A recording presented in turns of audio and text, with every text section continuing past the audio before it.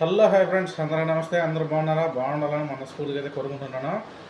కొత్తగా మన ఛానల్ చూస్తున్నటువంటి వాళ్ళు లైక్ చేయండి, షేర్ చేయండి, కామెంట్ చేయండి, సబ్స్క్రైబ్ చేయండి. కొన్ని సబ్స్క్రైబ్ చేస్తే మంచి మంచి లేటెస్ట్ సబ్జెక్ట్స్ కూడా నేనైతే మీకైతే అందిస్తాను. కొన్ని సపోర్ట్ చేయండి please.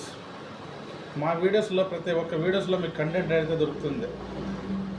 Welcome to our channel. ఇక మనం వచ్చేసి ముందుగా మన మ్యాటర్లోకి వచ్చేస్తే ఐపీఎల్లో రాత్రి జరిగినటువంటి మ్యాచ్ గురించి అయితే మాట్లాడుతున్నాను. మన ఇండియాలో ఫుల్ ఫేమస్ అయిన గేమ్స్లలో క్రికెట్ ఒకటి. ఆ క్రికెట్ వచ్చేసి ఐపీఎల్. ఐపీఎల్ అంటే చాలామంది పిచ్చి పిచ్చిగా ప్రేమిస్తారు ఐపీఎల్ని. క్రికెట్ అభిమానులు అంత పిచ్చి. ఆ పిచ్చి హద్దులు దాటుతుందన్నమాట. ఎంత దాకా హద్దులు దాటుతుందంటే నైట్ మీరు చూసే ఉంటారు, ఈ మధ్య చాలా ట్రెండింగ్ అవుతుంది. ఏ టీం అయితే కప్పు గెలుస్తూ ఉందో ఆ టీంని వచ్చేసి ఈ ఫ్యాన్స్ ఉంటారు కదా, ఎంత విధ్వంసం అయితే సృష్టిస్తున్నారో అంత విధ్వంసం చేస్తున్నారు. అది ఏంటో తెలుసా? రోడ్ల మీదకి రావడము, ముఖ్యంగా మద్యం సేవించడము. మన యువతరం ఎక్కడికి వెళ్ళాలా? కొంచెం అంటే కొంచెము మంచిగా జాబ్ చేసుకుంటా, మంచిగా ఫ్యామిలీ పోషించుకుంటా, మంచిగా బ్రతకాల. మనం ఎలా చేస్తూ ఉండము? తాగి రోడ్ల మీదకి రావడము, హెరాస్ చేయడము, పబ్లిక్ని ఇబ్బంది పెట్టడము, నైట్ టైం తాగడము, పోలీసు వాళ్ళని ఇబ్బంది చేయబెట్టడము. ముఖ్యంగా పోలీసు వాళ్ళని ఎంత ఇబ్బంది పెడుతున్నారంటే అంత ఇబ్బంది పెడుతున్నారు. ఎందుకు అలా చేయడము? యువతరం అంటే దేశానికి పెద్ద వెన్నెముక అంటారు. ప్రతి ఒక్క రాజకీయ నాయకుడు కావచ్చు, ప్రతి ఒక్కరు కావచ్చు, ఎవరైనా కావచ్చు, మనం తలుచుకుంటే చేయదంటూ ఏమీ లేదు అని చెప్పి ప్రతి ఒక్కరు అనుకుంటారు. కానీ మనం చేసే పనులు ఎలా ఉంటాయో తెలుసా? మద్యం సేవించడము, రోడ్ల మీదకి రావడము, పెద్ద పెద్ద బైకులకి సైలెంసర్ తగిలించడము, ఆ తర్వాత సౌండ్ చేయడము, చాలా పొల్యూషన్ అయితే చేయడము, ఇలాంటి పనులు తప్ప మన ఇండియాలో యువతరము తెలుసుకునేదంటూ ఏమీ లేదు. కొత్త వేస్ట్ పనులు తప్ప. ఇప్పుడు మ్యాచ్ గెలిచింది వాళ్ళు, కప్పు తీసిపోయేది వాళ్ళు. ఫ్యాన్స్ ఎక్కడి వరకు ఉండాలి? మా టీం గెలిచిందని చెప్పి చెప్పుకోండి, అంతేగాని రోడ్ల మీదకి వచ్చి నానా హంగామాలు చేస్తే పోలీసులు వాళ్ళు ఏమో చూసుకుంటారు మీకల్లా. మీరు సంబరాలు చేసుకుంటున్నారు కదా, ఆ సంబరాల్లో కూడా చాలామందికి ఏమన్నా జరిగితే ఎవరు రెస్పాన్సిబిలిటీ? ఒక ప్రాణం పోతే ఎవరు రెస్పాన్సిబిలిటీ? తగలరాని చోట తగిలి ఏమైనా కానీ జరిగితే ఎవరు రెస్పాన్సిబిలిటీ? తాగడము, పోలీసుల ముందరే కొంచెం ఎక్స్ట్రాలు చేయడము, వాళ్ళు సైలెంట్గా ఉంటారా? ఓ పక్క గవర్నమెంట్ చూసుకోవాలి, ఓ పక్క ప్రజలను చూసుకోవాలి, ఓ పక్క మిమ్మల్ని చూసుకోవాలంటే పోలీసుల వాళ్ళకి ఆదర్శంగా నిలవాలి యూత్. ఇకపోతే కర్నూలులో బస్సులే, ప్రైవేట్ బస్సు ఏదో ట్రావెల్స్ బస్సు అనకుండా రోడ్డు మీద వస్తారంటే గ్లాసులు పగలగొట్టేసినారు. పగలగొట్టేసి వాళ్ళ ముందరే డ్యాన్స్ వేయడం, పోలీసు వాళ్ళ సార్ ముందర వాళ్ళ ముందరనే డ్యాన్స్ వేయడము, ఇలాంటి పనులు తిక్క పనులు చేస్తున్నారు యువతరము. వాళ్ళ ముందర తిక్క పనులు చేయడము, వాళ్ళ దగ్గర దెబ్బలు తినడము.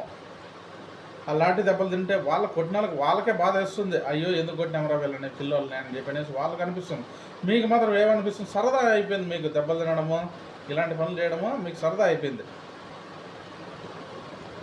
ఏమైనా కానీ మన దేశము పక్క దేశాలు ఉన్నాయి కదా, ఎప్పుడు మన ఇండియా నాశనం కోసమే మాట్లాడుతున్నారు చాలామంది. పాకిస్తాన్ కావచ్చు, బంగ్లాదేశ్ కావచ్చు, అలాంటి వాటి మీద పోరాడండి యువతరం అంతా. మన ఇండియాలోనే ఈ బస్సులు ట్రావెల్స్ను వీటిని పాల్గొట్టడం కాదు, మన ఇండియాని ఎప్పుడూ నాశనం చేయాలనుకుంటున్నాడు వాళ్ళని పాల్గొట్టాలి. అంతేగాని మన ఇండియాని ఎంత ఇబ్బంది పెడుతున్నారంటే అంత ఇబ్బంది పెడుతున్నారు నిజంగా. హైదరాబాద్లో కావచ్చు, ఆ తర్వాత వచ్చి కర్నూలు కావచ్చు, వైజాగ్లో కావచ్చు, ఇలాంటి పెద్ద పెద్ద ఏరియాలలో ఎంత వికృతి శాస్త్రాలు చేస్తున్నారంటే అంత వికృతి శాస్త్రాలు చేస్తున్నారు యువతరం మొత్తం అంతా. ఎప్పుడు తెలుసుకుంటారు? మనం పోరాడాల్సింది మన ఫ్యామిలీ మీద. అంటే మన ఫ్యామిలీని మంచిగా చూసుకోవాలనేసి మన ఫ్యామిలీ కోసం పోరాడాలి, ఆ తర్వాత దేశం కోసం. అంతేకాదు ఇలాంటి చిల్లర పనులు చేసి యువతరం మొత్తం అంతా చెడిపోతున్నారు.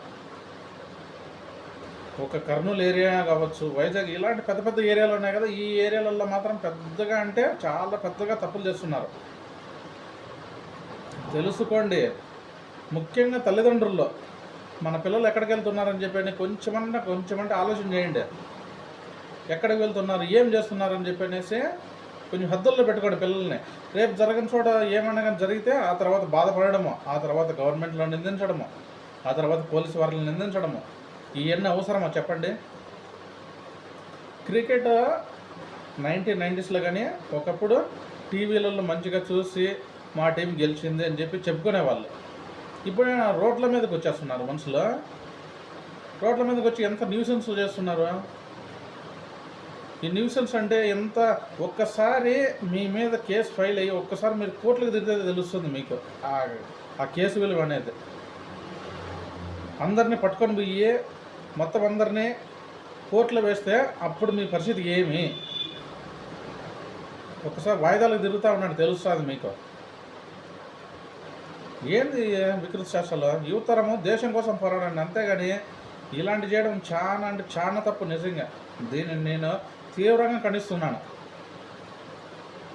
ఇప్పుడు ట్రావెల్స్ బస్సుని పగలగొట్టినారు ఫ్రంట్ పక్క అద్దము.